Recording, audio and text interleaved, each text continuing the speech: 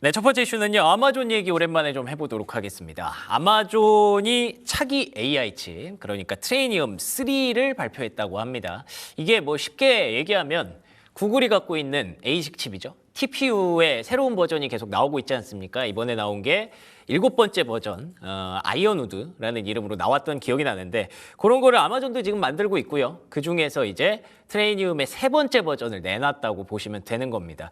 구글이 그 TPU를 인정받으면서 주가가 많이 올라왔기 때문에 그럼 아마존도 이렇게 멋지게 이렇게 내놨으면 주가가 좀 반응을 하려나 하고 봤더니 하다가 말았어요. 네, 이제 결국에는 여전히 좀 갈 곳이 더 많다라는 걸 좀 보고 있는 것 같고요. 아직 멀었다라는 거군요. 네, 물론 이제 성능 자체는 좀 확실히 좀 많이 올라가긴 했습니다. 약간 전작 대비 웬만하면 다 4배씩 올라갔기 때문에 예. 그런 만큼 성능 자체가 분명 폭발적으로 성장하고 있지만 시장은 이제 트레니엄 뭐 3 같은 것도 중요하지만 결국에 4, 5로 가면서 이제 정말로 엔비디아랑 어디까지 경쟁을 할 수 있냐.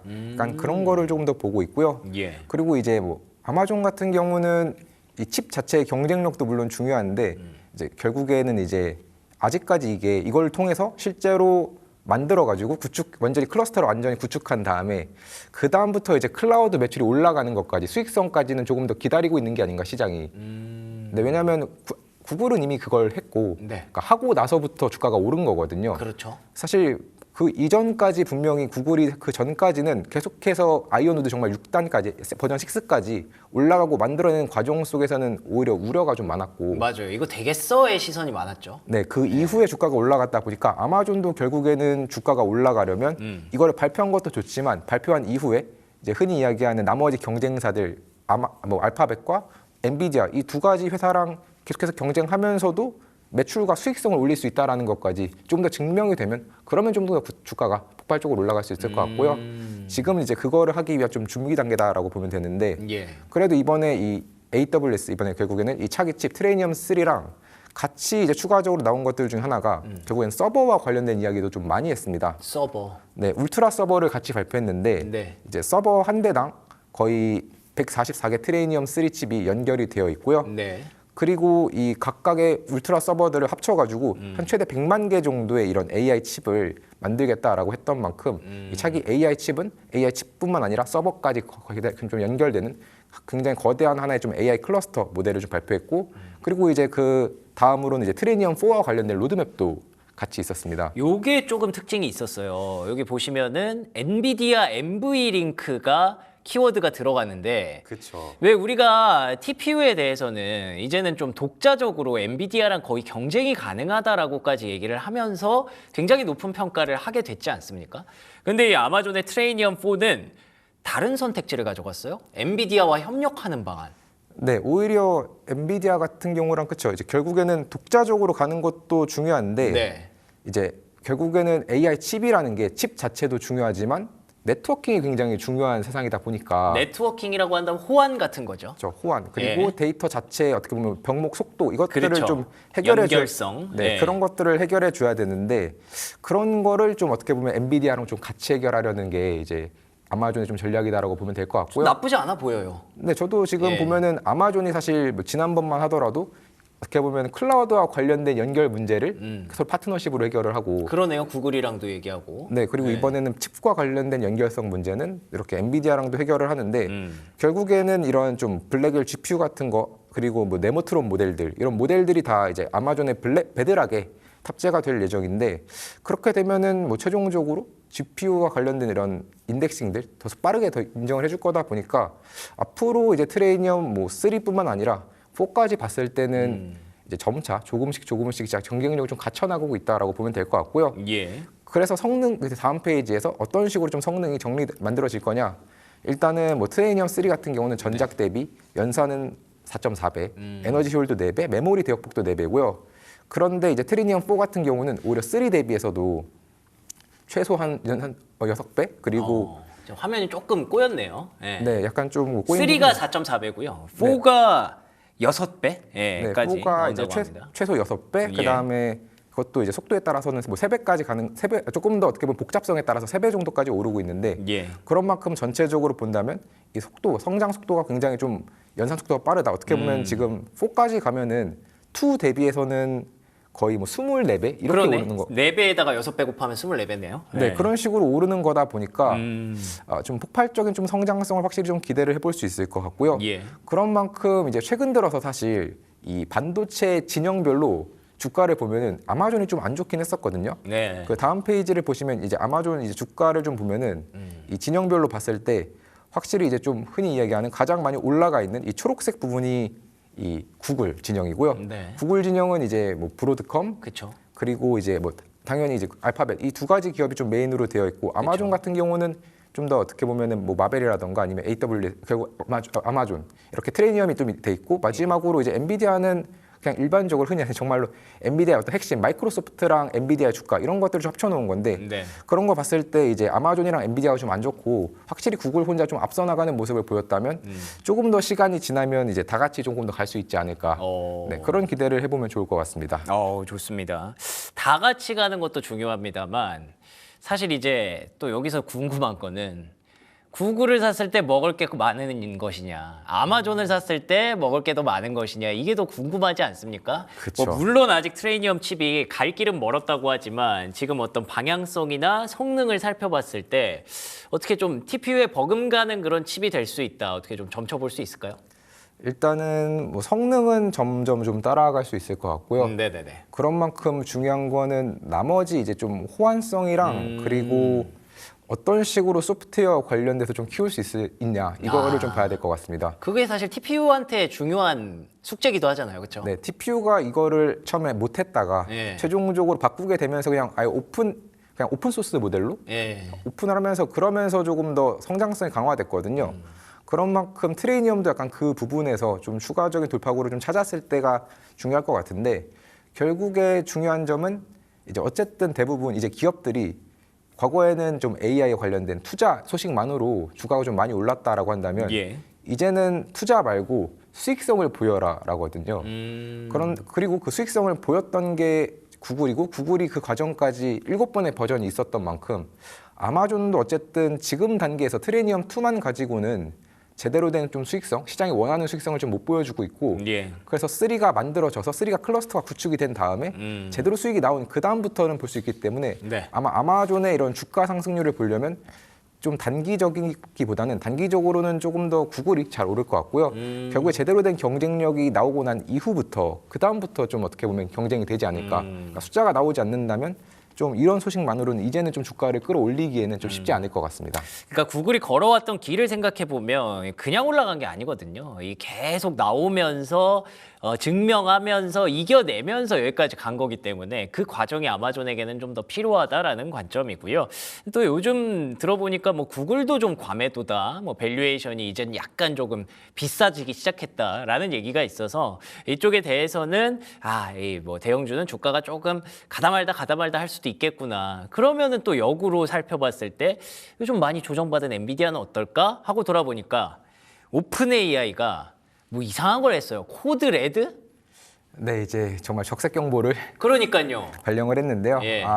결국에 이 적색 경보를 발령한 거는 그거죠. 정말로 이제 제미나이한테 확실히 밀리고 있는 게 조금씩 보인다라는 건데. 우리 긴장 좀 해야 된다 이 뜻이구나. 네, 지금 보시면은 이게 왼쪽에 있는 사진이 그 챗GPT의 트래픽이 어떤 식으로 이제 제미나이 3가 나온 뒤부터 감소했느냐인데 원래 이제 6% 정도 감소를 했습니다. 정말 예. 기존의 챗GPT가 있었을 때보다 제미나이 3가 딱 발표되고 나니까 그 다음부터 한 평균 6%가 정도가 줄었는데 어쨌든 트래픽이 정말 줄었다라는 점에 대해서 우려를 좀 할 수밖에 없고요. 예. 또 제미나이 같은 경우는 전체 생성형 AI 트래픽에서도 한 원래 지난달까지만 해도 13.7% 정도였는데 전체 AI 트래픽에 지금은 15%대로 올라왔습니다. 그리고 그 감소의 폭을 맞은 게 결국에는 챗GPT에서 넘어간 거예요. 네. 오. 그러다 보니까 코드레드를 발령을 했고요. 예. 그리고 이런 코드레드를 봤을 때 확실히 좀 신기하다라고 해야 될까요? 조금 더 어떻게 보면은 과거의 모습과 좀 오버랩이 되는 게 예. 원래 3년 전까지만 해도 그러니까 2022년도에 챗GPT가 나올 때까지만 해도 오히려 알파벳이 코드레드를 선언했거든요. 아니 이게 뭐 약간 유행이에요? 그러니까 이제 배운 거죠. 네. 구글이 하는 거 보고 근데 아무래도 그 코드레드라고 하면은 뭐 하는 거예요? 그냥 조금 더 이제 기업이 조금 더 정말 핵심 문제에 집중하고 그러니까 경각심을 갖고 그리고 그냥 문제를 해결하기 위해서 조금 더 많은 자원들을 투입하는 건데 아, 열심히 하자 우리 네, 이거예요. 그냥 딱 그 정도입니다. 그러니까 우리가 이 정도의 문제 의식을 가지고 있다라는 걸 좀 보여줬다라고 보면 되고요. 예. 그런데 이 코드레드가 결국에는 이 당시만 놓고 봐도 원래 이 챗GPT가 출시되기 전에 알파벳 같은 경우는 이미 AI 모델들이 좀 준비가 된 상태였는데 예. 완벽하지 않았다 보니까 내놓지 않고 있다가 그랬죠. GPT를 보고 이제 좀 생각이 바뀌고 나서 그다음 갑자기 쫓겨서 내놓다가 사고가 났죠. 네, 그래서 예. 사고를 보고 이제 세르게이 브린이 좀 과감하게 시장에 진입해 이제 다시 한번 알파벳에 복귀해가지고 예. 싹 바꾼 거거든요. 그런 만큼 이제 샘 알트만 같은 경우는 본인이 창업자면서도 워낙에 기존의 비즈니스를 좀 해왔던 사람이다 보니까 네. 그런 식으로 한번 시장에 좀 그 회사 자체 내부 역량에 좀 충격을 줄 수 있을지는 좀 더 볼 필요는 있는데 대신에 챗GPT가 이제 오픈 AI가 이거에 좀 충격을 받고 코드레드를 선언하면서 한 비즈니스들이 있습니다. 일단은 먼저 기존에 하려고 했던 것들 뭐 약간 쇼핑 에이전트 아니면 광고 이런 거를 좀 뒤로 미뤘고요. 프로젝트를 오. 정말로 이제 다음 페이지에서만 보시면 아실 텐데 네. 챗GPT에만 좀 집중하겠다라고 바뀌었습니다. 그러니까 챗GPT에 사실은 좀 집중을 해야 되는 게 근본으로 돌아간 거구나. 네, 좀 이제 성능 차이가 이제 진짜로 나기 시작했고요. 예. 한 이틀 전에 이제 딥시크가 버전 예. 3.1을 내놨거든요. 네. 그러면서 각각 지표별로 이제 벤치마크 지수를 내놨는데 예. 이 챗 GPT를 보면은 이제 그 다음 페이지를 한번 보시면 지금 화면이 조금 오류가 났나 봐요. 예. 네네. 그랬을 때 이제 원래 일반적으로 한 오픈 AI 이제 그 챗GPT 5가 웬만하면 그래도 상위권 안에 항상 있어 왔다가 네. 이번에 보면은 그냥 일반적인 뭐 수학 역량 같은 경우도 딥시크랑 그 다음에 일반적인 제미나이 3에게 밀리고 그리고 이제 약간 그 외에도 추론 아니면 소프트웨어 엔지니어링 이런 부분에서 대부분의 지표에서 사실상 오픈 AI는 좀 밀렸고요. 특히나 예. 추론 역량에서 밀리는 게 좀 컸습니다. 아, 아쉽네요. 네, 그러다 보니까 이제 다음 주 그리고 다다음 주 안에 이제 결국엔 오픈 AI에서 추론 모델 내놓을 거다라고 했는데 거기서 어떤 식으로 좀 변화를 줄지 궁금한데요. 네, 그거를 조금 더 살펴보시면 좋을 것 같습니다. 추론 모델을 내놓을 거다. 이 추론형 모델이라는 거 사실 그러니까 애초에 그냥 AI 자체가 우리가 좀 가지 않았던 길이다 보니까 상상이 안 가거든요. 그럼 뭔가 또 다른 뭔가 충격파를 줄 수도 있을 것 같다는 생각이 들어요, 시장에. 그렇죠. 이제 충격파를 좀 줘야 되는데 네. 그 기억하시겠지만 아마 그 샘 알트만이 원래 GPT-5 그 발표하기 한 며칠 전까지만 해도 네. 약간 이 뭐 GPT-5를 보니까 내가 너무 하찮은 사람처럼 막 느껴졌다. 아, 그랬죠. 이런 식으로 되게 설레발을 쳤다가 근데 뭐 별거 없었으니까. 네, 별거 없었죠. 그러다 보니까 이번에 추론 모델이 정말로 그렇게 바뀔지는 조금은 더 봐야 될 것 같고요. 특히나 코드레드를 지금 이제 말한 지 며칠 결국 어제 이렇게 코드레드를 네. 말한 거다 보니까 과연 그 사이에 좀 크게 바뀌지는 않을 가능성도 높습니다. 그런 만큼 이제 지금 어떻게 보면 다음 모델보다는 그 다다음 모델에서 어떻게 좀 충격을 줄지 아마 이 부분을 조금 더 주의 깊게 살펴봐야 되지 않나. 네, 그렇게 보면 될 것 같습니다. 아, 샘 올트먼을 안 믿는군요. 양치기가 돼버렸네요. 약간 그런 부분도 있고 시간적으로 봐도 예. 이제 너무 이제 한 번에 확 바꾸기는 좀 쉽지 않다 보니까 네, 그래서 좀 시간이 좀 부족하다 네, 그런 게 좀 중요한 것 같습니다. 결국 알파벳도 제미나이 이제 뭐 2.5부터는 확실히 역량이 올라왔다라고 봤을 때 예. 2.5까지 가는데 시간이 좀 걸렸거든요. 물론 이제 당연히 시작점만 놓고 보면 이제 GPT가 시작점이 좀 더 좋았고 그러니까 갈 수 있는 룸은 분명히 포텐셜은 있지만 네, 약간 돈을 벌면서도 AI 모델을 높여야 하는 그 오픈 AI와 그냥 돈은 이미 잘 벌고 있는 상태에서 AI 역량만 키우면 되는 알파벳의 차이는 예. 분명히 좀 난다라는 점은 알아주시면 좋을 것 같습니다. 아, 그렇군요. 그래도 뭐 각자의 어떤 개별적인 상황이 있고 지금 상황에 환경에 맞는 게 구글이고 뭐 이런 것까지는 우리가 뭐 긍정적으로 얘기할 수 있는 부분인데 저는 그게 좀 인상적이네요. 지금 뭐 지난달 이맘때는 얘기하지 못했던 뭐 아마존의 칩의 강점, 뭐 구글의 AI의 강점, 그리고 챗GPT가 이렇게 코드레드를 발령했다. 그러면서 뭔가 또 추론형 AI를 내놓겠다라고 얘기하는 거를 어쨌든 약간 투자의 관점에서 긍정적으로 보기 시작한 거잖아요. 그렇죠. 그럼 확실히 AI는 뭐 버블이라는 우려는 이제 좀 날아간 것 같아요, 많이. 네, 좀 확실히 좀 많이 날아갔다라고 보면 될 것 같고요. 이번에 OECD도 전체적인 리포트를 한번 내놨는데 네. 최종적으로 이제 미국, 뭐 유로존 이쪽에 좀 성장률 전망치를 상향하면서 그 이유 중 하나가 원래 사실 약간 뭐 관세나 아니면 전체적인 경기 침체 우려를 통해서 약간 안 좋을 거다라고 했거든요, 성장률. 예. 근데 이거를 AI 투자 붐이 상쇄해 줄 거다. 그래서 이제 기존에 이제 2026년도만 해도 한 1.5% 성장할 거 1.7%로 올렸고요. 유로존도 기존 1.0%, 1.2%로 각각 0.2%포인트씩 상승시켰습니다. 예. 대신에 이제 중국은 좀 동결됐더라고요. 그래요? 중국도 AI 잘하는데? 중국은 이제 워낙에 나머지 뭐 부동산 문제라던가 그게 예. 크다 보니까 그냥 완전히 다 메꾸진 못했던 것 같습니다. 아, 그렇군요.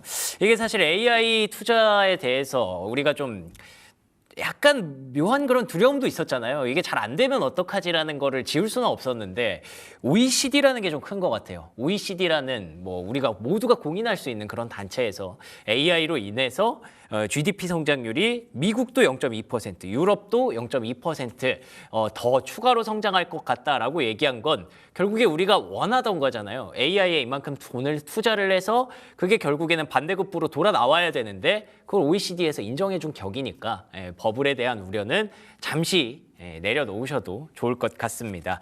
자, 그러면 두 번째 이야기로 넘어가 보죠. 그래서 그런지 애플이 좀 시동을 거는 걸까요? AI 총괄 책임자를 교체했다고 합니다. 저는 그게 더 신기하네요. 교체했다는 것보다 총괄 책임자가 있긴 있었군요. 애플에도. 네, 2018년부터 총괄 책임자를 하시던 분이 계셨는데 그렇구나. 네, 아시다시피 AI 기반 시리도 계속해서 지원되고 있고 또 애플 인텔리전스도 부진하잖아요. 예, 그러니까요. 네, 근데 이번에 애플에서 이 AI 총괄 책임자로 요 아마르 수브라마니아라는 분을 네, 임명하겠다고 합니다. 내년 봄에 임명하신다고 하는데 어떤 분이에요, 이분은? 이분 양력이 엄청 화려합니다. 오, 궁금하네요. 네, 양력을 한번 보시면 예. 우선 구글에서 16년간 근무하시면서 이 제미나이 어시스턴트 엔지니어링 파트를 총괄하셨습니다. 오. 그래서 구글 어시스턴트 그리고 제미나이 그 모든 구글의 모든 AI 모델 개발에 깊이 관여한 핵심 인물이다. 이런 평가를 받고 있고요. 예. 또 뿐만 아니라 이 연구만 한 게 아니라 네. 이 기술을 구글 검색이나 유튜브에 통합시켜서 이 소비자 제품으로 전환하는 능력도 뛰어나다. 이런 평까지 받고 계신 분입니다. 아니, 이런 분을 어떻게 데려왔지? 신기하네요. 지금 딱 들어보면 애플에 딱 정말로 필요한 인물이죠. 네. 그러네요. 근데 또 지금 구글에서 일하셨다라고 얘기를 하셨는데 좀 보니까 뭐 지금 자막으로 나가는 거는 마이크로소프트 출신이라는 거 보면 저기서도 뭔가 업적을 남겼나 봐요. 네, 구글에서 근무하시다가 네. 이제 마이크로소프트 가셨다가 잠시 재직하시다가 이제 내년 봄에 애플로 옮기시는 거예요. 네, 마이크로소프트에서는 AI 조직 부사장으로 짧은 기간 근무를 했고요. 네. 여기서 근무하시는 동안에는 이 마이크로소프트의 파운데이션 모델 이쪽 연구에 깊이 뭐 참여하셨다 이런 이야기가 있습니다. 그렇군요. 결국에는 지금 우리가 구글을 이렇게 뭐 예찬하는 그 배경에 이 아마르 수브라마니아라는 분이 있었던 건데 이분을 이제 애플에서 AI 총괄 책임자로 낙점을 해서 영입을 했다라는 겁니다. 이 AI라는 게 뭐 여러 가지 돈도 중요하고 기술력도 중요하지만 이 인력이 굉장히 중요하다는 거 우리 되게 많이 그 여러 가지 포인트에서 봤었고 그 인력을 뭐 저커버그 같은 경우에는 메타로 데려오기 위해서 진짜 막 수십억 달러를 막 쓰더라고요. 근데 이번에 애플이 좀 굳게 마음을 먹고 뭔가 AI를 제대로 해보려나라는 생각이 드는 그런 뉴스였던 것 같습니다. 그러면 앞으로 애플의 주가 조금 기대해봐도 될까요? 아니면 뭐 교체한다고 당장 뚝딱 되는 건 또 아니잖아요. 그렇죠. 당장은 큰 변화가 없겠지만 예. 이분이 어떻게 보면 구글이나 마이크로소프트가 정말 쟁쟁한 경쟁사인데 네. 거기에 또 내부 사정을 속속들이 알고 계시지 않겠습니까? 이야, 네, 그런 엄청난 분이 거네요. 그러면. 들어오시면 네. 아마 제가 알기로 내년 6월에 네. WWDC가 열리거든요. 그래서 그때 아마 이분이 뭔가 애플 인텔리전스에 대한 어떤 비전을 제시해 주시지 않을까 그렇게 기대하고 있습니다. 알겠습니다. 내년 6월 사실 이런 거 좋거든요. 그러니까 요때까지 뭔가 나오지 않을까라는 기대감에 주가 보면서 이렇게 그 시계 맞춰가는 거 그런 것도 참 괜찮은데 보시니까 채팅창에 철새네 여기저기 연봉 올리려고 지금 저러는 거다. 내 회사 직원이라고 생각하면 무섭네요. 뭐 이런 얘기들이 나오는데 여러분 좀 긍정적인 부분을 보시죠. 애플 입장에서는 좋은 거 아니겠습니까? 애호망님 애플 오늘이 막차입니다. 막 지금 도배하시고 난리 났는데 어떻게 애플 뭐 지금 막차 어떻게 동의합니까?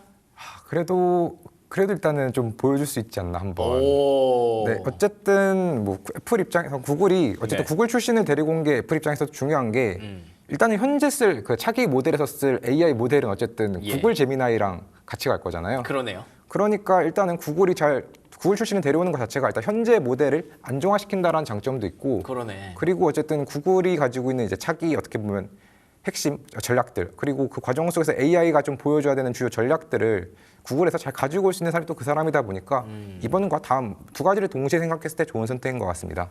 그러니까 이거를 진짜 뭐 머릿속으로 갖고 있는 사람도 물론 필요하지만 사실 지금의 AI 개발 단계에서는 이걸 진짜 해본 사람, 실적을 만들어낸 사람의 가치가 훨씬 더 높아질 것 같거든요. 근데 이 사람이 그런 가치에 딱 부합하는 그런 인물인 것 같아서 앞으로 애플의 AI 방향성을 다시 한번 눈여겨볼 필요가 생긴 것 같습니다. 애플 흥미로워졌네요. 자, 그러면 세 번째 이야기 넘어가 볼게요. 이제 실적을 한 번씩 봐야 되는데 자, 먼저 마벨 테크놀로지 실적부터 한번 체크해 보도록 하겠습니다. 뭐 앞에서 저희가 오프닝에서 잠깐 얘기했습니다만 뭐 나무랄 데 없었어요. 그렇죠. 뭐 네. 매출도 예상치를 상회했고요. 뭐 EPS도 예상치를 상회했는데 이제 매출 예상치는 되게 큰 폭으로 상회하진 않았습니다. 한 20억 8천만 달러가 실제 매출이었고 예상치는 그보다 한 1천만 달러 정도 적었던 20억 7천만 달러였으니까 1천만 달러 정도 상회를 한 건데 이제 EPS 같은 경우는 예상치가 0.74달러였는데 0.76달러로 조금 더 이제 수익성 측면에서는 좀 더 나았다라고 보면 될 것 같고요. 그리고 이런 전체적인 이 성장을 하는 과정에서 결국에는 이 어닝콜에서 좀 긍정적인 모습을 좀 같이 많이 보여줬습니다. 뭐 예를 들어서 회계연도 기준으로 2027년도에는 매출 목표가 100억 달러다. 그러니까 지금은 이제 어떻게 보면 이번에 20억 달러를 제시했으니까 한 80억 달러 정도가 뭐 연간으로 봤을 때 나올 수 그렇죠. 있다라고 본다면 네. 뭐 100억 달러니까 아직도 성장성이 좀 남아 있다라고 본 거고요. 예. 그리고 이제 2028년도에는 회계연도 기준으로는 그때부터는 커스텀 칩이 한 2배 정도 성장할 수 있고 전체 데이터 센터 매출도 한 40% 성장하면서 전체적으로 좀 가속화될 거다라고 하면서 이제 최종적으로 이번에 예상치를 상회한 거 넘어서 다음 가이던스를 조금 더 긍정적으로 봤고요. 그리고 사실 이번 가이던스를 제시한 게 약간은 어떻게 보면 아쉬울 수도 있지만 이 아쉽다라고 생각할 수 있는 거를 조금 더 해소해줬던 게 예. 약간 이번에 이제 광학 사업, 옵티컬, 전반적인 포토닉스 이쪽 사업과 관련해서도 이번에 매출 어떤 가이던스를 그 클라우드랑 좀 연결을 많이 했습니다. 그러니까 클라우드 시장이 성장하는 것만큼 이 회사도 성장할 거다라고 이야기를 한 건데 사실은 실제로는 이 AI 칩 시장 자체가 예. 더 크게 성장할 거다 보니까 AI 칩 시장이 사실은 실제로 연동된다라면 AI 칩에 맞추는 게 맞거든요. 그렇죠. 그리고 실제로 경영진도 사실은 AI 칩 매출이 더 크게 많이 성장할 거라서 예상한 것보다 더 많이 성장할 건데 그냥 시장이 평균적으로 일반적인 클라우드 캐펙스에 많이 연동을 하다 보니까 이렇게 말했다라고 했습니다. 예. 그러니까 사실상은 이제 더 크게 가이던스보다 더 크게 성장할 거다라는 이야기를 했다 보니까 조금 더 긍정적으로 봤고요. 예. 그리고 앞으로 이제 마벨도 결국 칩 하나가 아니라 전체적인 턴키, 그러니까 렉스케일 버전으로 해가지고 한 번에 이제 제품을 좀 공급하겠다라고 한 건데 이런 식으로 턴키로 했을 때는 전체적인 뭐 수익성이 올라갑니다. 뭐 어제 크레도 테크놀로지도 그 어닝콜에서 질문 받았던 게 단순한 트랜시버만 가지고는 굉장히 높은 마진을 유지할 수 없는데 어떻게 유지할 거냐라고 하는 질문에 대해서 우리는 그런 전체적인 그러니까 케이블 말고 추가적인 칩이라던가 솔루션들 같이 제공해가지고 마진을 장기적으로 한 64% 정도 맞출 거다라고 했거든요. 근데 그게 본인들 마음대로 되나? 이제 그런 만큼 고객들이 사줘야 되잖아요. 솔루션 경쟁력을 좀 키워야 되는 그런 네, 좀 그렇죠. 상황에 놓여 있고요. 예. 대신에 좀 그만큼 뭐 솔루션에 대한 좀 자신감도 좀 같이 있다라고 봐주면 될 것 그러네요. 같습니다. 예. 그리고 그런 좀 자신감을 좀 보여준 것들 중 하나가 예. 결국에는 이 포트폴리오 확장을 위해서 이 마벨이 그 셀레스티얼 AI라는 기업을 인수를 했는데요. 그러니까요. 이거 궁금합니다. 이 기업은 이제 어떻게 보면 이제 광학 관련된 인터커넥트 연결성 관련된 기업인데 이 기업 자체가 이제 포토닉 패브릭이라고 해가지고 이 데이터 센터에서 쓰이는 어떤 뭐 구리 자체 연결을 조금 더 한계를 극복하고 전력 효율성을 한 2배 정도 높여줄 수 있는 이 포토닉스 제품을 가지고 있습니다. 네. 그래서 물론 회사 자체의 가격은 한 32억 5천만 달러 정도로 마벨 입장에서는 뭐 부담이 아예 안 되는 건 아니지만 네. 또 충분히 부담을 또 할 수 있는 가격이기도 하고요. 실제로 마벨이 32억 달러 중에서 현금으로 지급하는 금액은 한 10억 달러 정도. 나머지는 다 주식으로 지급합니다. 그런 만큼 이제는 뭐 그래도 약간은 좀 상대적으로 재무적인 부담이 약간 줄어든 상태에서 매수를 할 수 있다 보니까 예. 여기서 좀 시장에서는 좀 긍정적으로 바라본 부분이 있고 대신에 이제 매출 자체는 이번 분기에 다음 분기에 바로 나오기보다는 그 다음에 내년부터 조금 더 봐야 될 만큼 약간은 좀 시간이 걸리긴 할 텐데 대신에 이제 결국 이번 전략으로 인해서 마벨이 가지고 있는 포트폴리오가 더 폭넓어졌고 이 전략 통해서 사실 같이 이야기한 게 아마존과의 파트너십이 좀 확장됐다라고 이야기하거든요. 예. 그러면 이제 아마존 매출에 대한 기대감도 좀 같이 올 수 있다 보니까 이번 인수 자체는 마벨에게 굉장히 좀 좋은 선택이 아니었나 네, 이렇게 봐주시면 될 것 같습니다. 아, 그렇군요. 마벨도 진짜 한 분기 만에 이렇게 완전히 달라진 모습을 좀 보여줍니다. 실적뿐만이 아니라 그걸 또 잘 벌어서 또 투자를 해서 이렇게 턴키로 제공할 수 있는 수준까지 올라왔다고 하니까 뭐 물론 그거를 이제 앞서 말씀드린 것처럼 이게 고객사들이 사줘야 되는 문제기는 합니다만 자신감의 어필이 좀 강하게 느껴지는 그런 모습이었던 것 같습니다. 그래서 이제 브로드컴에 대한 실적도 확실히 좀 더 기대를 하게 되는 그런 환경인 것 같고요.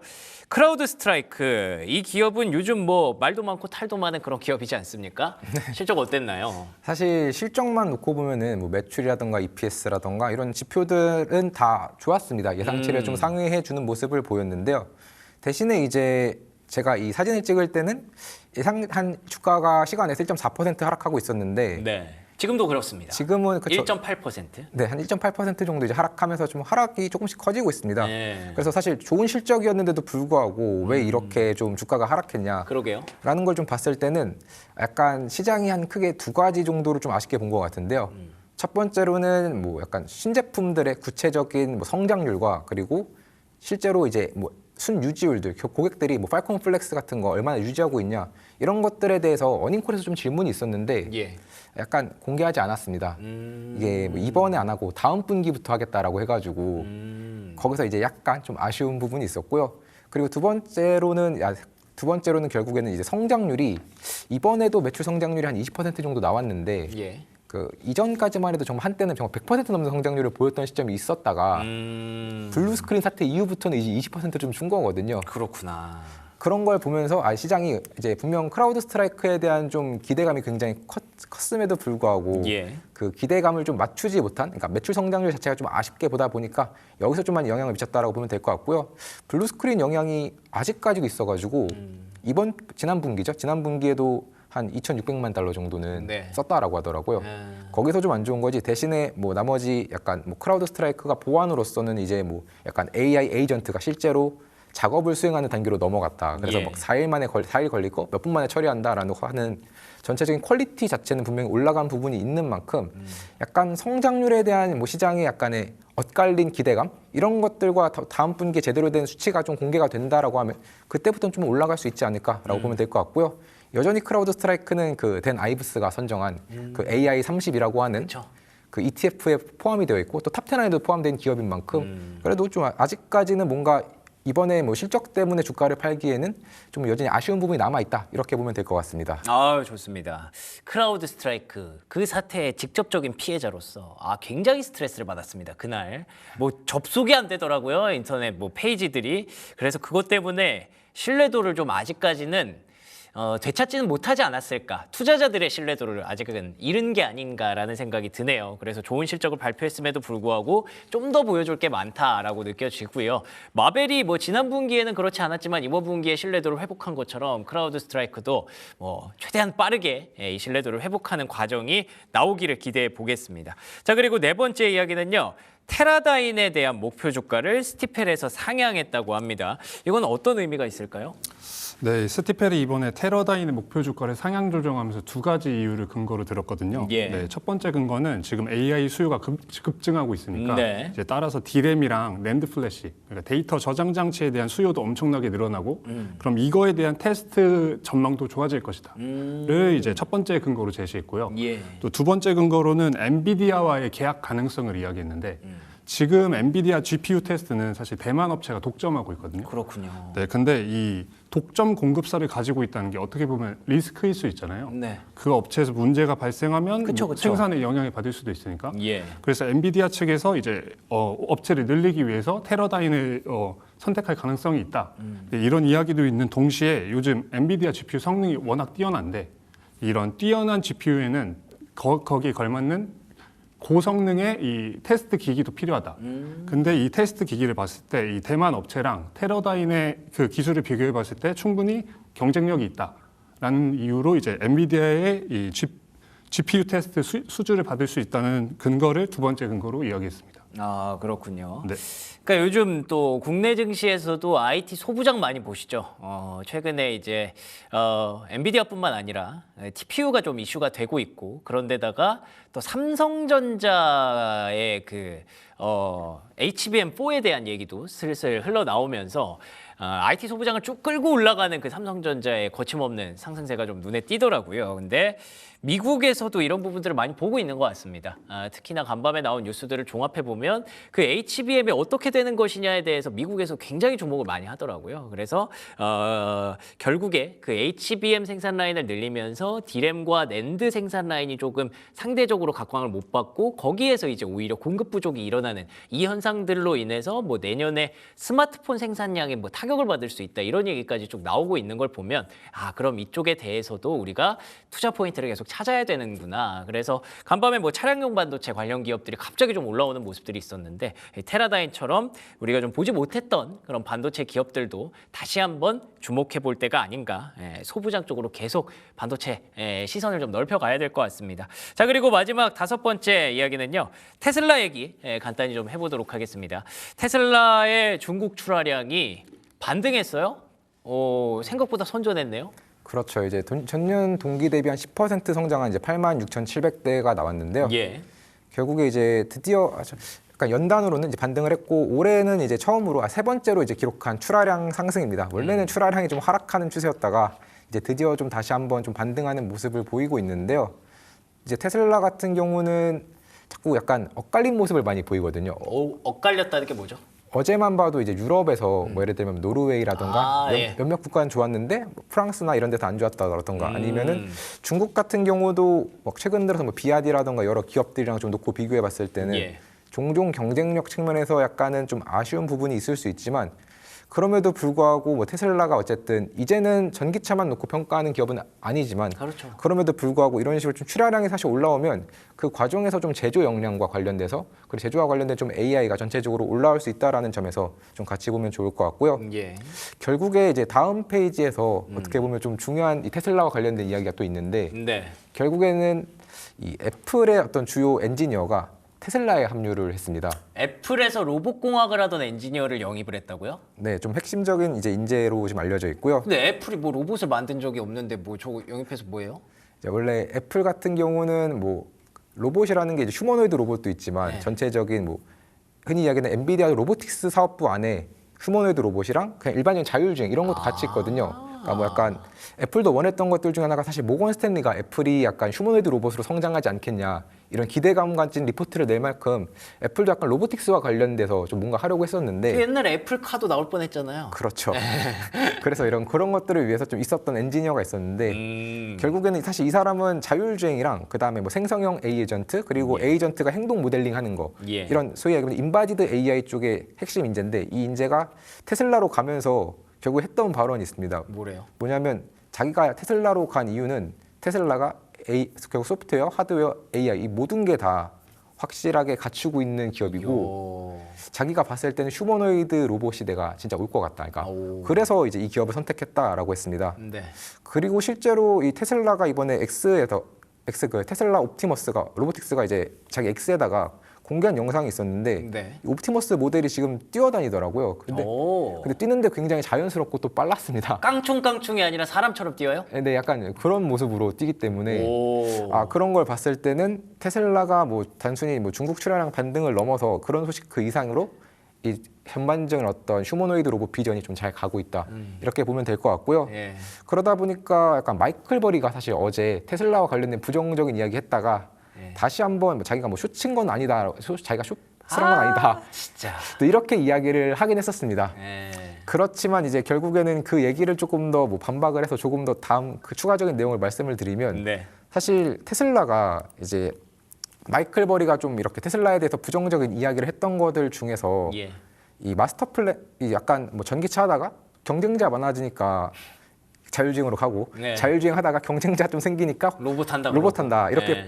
비판을 했거든요. 근데 이제 2016년도에 있었던 그 마스터 플랜 2를 보면은, 원래 계획이었다 이런 거예요? 네, 원래 계획 안에 일단 기본적으로 차량 공유 서비스가 있습니다. 예. 그 이유는 결국에는 지속 가능한 에너지를 가려면은 차량 수를 이렇게 각자 개개인이 이렇게 비효율적으로 가지면 안 되고 그 전체 차량이 있고 그 차량을 사람들이 이제 나눠 쓰면서 효율적으로 가야 된다. 그래서 총 소유 비용을 좀 낮춰야 된다라고 이야기를 했고 확실히 이런 휴머노이드 로봇도 최종적으로 봤을 때는 정말 비효율적인 것들을 웬만하면 좀 없애는 과정 속에서 가는 어떤 하나의 지속 가능한 에너지로 가는 하나의 과정 속에 또 있다라고 보면 되기 때문에 그렇지. 그런 만큼 약간 뭐 마이클 버리의 이런 전체적인 테슬라와 관련된 우려는 좀 크게 신경 안 쓰셔도 좋을 것 같고요. 네. 결코 그냥 우연히 그냥 정말 상황에 맞게 그냥 일반적으로 만들어진 그런 개념은 아니다라고 보면 될 것 같습니다. 아, 가만 생각해 보니까 이게 우리가 차를 소유할 필요가 있나 싶어요. 알아서 공유 경제가 되면 그냥 뭐 불러서 내가 필요할 때 쓰고 걔가 알아서 또 딴 데 로보택시니까 알아서 딴 데 가서 그 사람이 또 쓰고 이러면 되는 거니까 그런 세상에서는 진짜 테슬라가 정말 큰일을 할 수도 있지 않을까. 아, 조심스럽게 테슬라가 만드는 그 세상을 또 기대하게 되네요. 잠깐! 구독, 좋아요 눌러주셨나요? 만약 아직까지 누르시지 않았다면 지금 당장 눌러주세요.